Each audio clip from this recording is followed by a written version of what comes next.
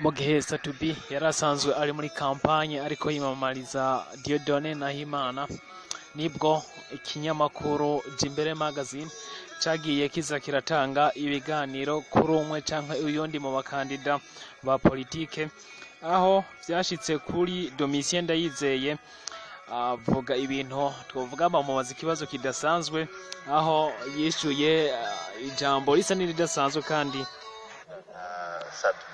Sat-b canke fizzo muravuga nta n'umwenzi nawe washatse kuncokoza wewe kunzanira ngo aje ngo ni CDB ngo Sat-b biti reka mbaze umuhungu wanje ibintu ko abizi nico gituma numva bama bagiye basha. Ibi vyagiye bivugisha aba n'abariya bivanye na bino bibazo bagiye babaza no mu ntegetsi, twovuga ko adasanzwe ariko nawe atarakwiye kwirengagiza ibibazo vy'umuziki. Umwe mu bantu bagiye bavuga ijambo ndetse asa n'uwaneguye abamenyesha makuru, ariko kandi anaha inguvu abaririmbyi b'u Burundi ni Kidumu Kibido Kibuganiza kugenekerezo rya 17 z'ukwezi kwa gatanu. Yanditse amwe mu majambo twavuga yuko ari shimikiro, aho asa n'ubunegura koko nkuko nayemeje kubivuga abanyamakuru baje Imbere Magazine, ariko kandi anatera inguvu anatera intege abaririmbyi. Yavuze ati ariko aba artiste n'abafana babo baratwenza cyane. Eske kumenya aba artiste n'ivyo bisigaye bitanga uburenganzira bwo gutogwa canke kwinjira muri presidence? Hypocrisie no kutamenya bibageze habi kabisa. Ingorane ziba zihanze igihugu ni ibintu birengeye imiziki, muja ngaho mukabaza umutama nka Domitien Ndayizeye kuvyerekeye abaririmbyi. So yose yariye abajournaliste fanatique bashaka guforsa imenyekana ry'abaririmbyi ku banyepolitike ku nguvu, kubera ko bo ari bo baba bakunda, hanyuma mu nyuma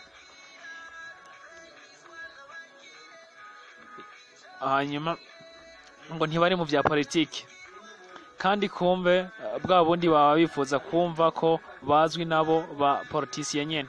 Reka basi mpumurize abo baririmbyi, nimba utazwi na Domitien uzwi n'abana biwe canke umubanyi wiwe arakuzi, nimba Matayo atakuzi Yohani arakuzi, bapeti muwache kuzuba, endelea kazi yenu tu, watu wanaona na wanapenda. Aya ni amajambo Kidumu Kibido, umwe mu nzobere mu muziki ndundi, yanditse aho avuga ati bapeti muwache kuzuba, endelea kazi yenu tu, watu wanawaona na wanawapenda. Aya n'amajambo twavuga yuko asa n'uwifatiye cyane abanyamakuru baje Imbere Magazine, ariko kandi anagenda avuga ku baririmbyi ndundi. Mu bisanzwe nkuko tuba tusanzwe tubibona mu muziki ndundi, twavuga yuko abanyepolitike atagacanwa bashirayo cyane nkuko mu bindi bihugu biba bigenda bivyerekana, aho aba ministre wa jeunesse usanga nitabira ibiteramo, usanga agenda aterera aha na hariya canke agenda ahuza abaririmbyi baba bashwanye. Ariko hano mu gihugu cacu igisata cy'umuziki turakibona yuko kikiri inyuma gatoyi, kuko kuba bano ba nyepolitike baba batazi umusare ni kimwe mu bintu shimikiro vyerekana yuko umuziki ndundi haraho utarashika. Ariko kandi uno mu nyepolitike Domitien Ndayizeye ntabwo ari generation ya Sat-b, ntabwo ari generation ya Big Fizzo, ntabwo ari generation wanashima ya Rorero, ariko uyu ashobora kuba asanzwe azi nka Kidumu Kibido, kuko uyu nawe yarutse mu gihe umuziki wa Kidumu Kibido wari udasanzwe. Ibi navyo vyerekana yuko abamwe muri generation ya Sat-b ya Big Fizzo baba bamenya akazi kabo. Akarorero n'uyu Dieudonné Nahimana yahevye agaha akazi Sat-b Satura ko kumufasha gukora kampanye y'umuziki, ariko kandi na Sat-b yaragize ico avuga kuvyerekeye ano majambo uno mu riri no munyepolitike akaba no mukandida mu matora nubwo atatowe ngo ashobora kuja muri presidence, kandi nkuko yagiye akaba umunyagihugu umukuru w'igihugu ku ntwaro ufata kibanza. Sat-b Satellite King yagize nawe ati igihe nabona video ya ex president nyakubahwa muvyeyi Domitien Ndayizeye naciye ntangura kumva ubwoba, ntimbega nihagera gutaha kwa data wo mwijuru duhamagawe famille yanje ntizohava iterereza ayo kugura n'ikibanza cyo guhamba. Cyo n'ikibazo gusa muri ico gihe muze mwibuke ko twakora igihugu turyohera abana bacu ari naco twaremewe, ntimuze mwibagirwe ko nakunda ririya darapo nyuma nk'abandi bakunda igihugu cabo.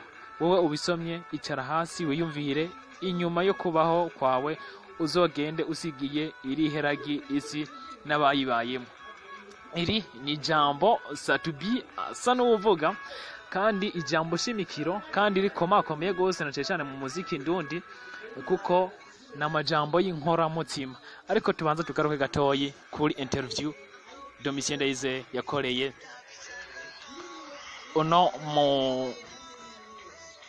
yakorewe kuri Jimbere magazine. Twovuga yuko yari interview idasanzwe kuko yavuzemwo n'akandi kajambo kombore mucamo bimenya CDB.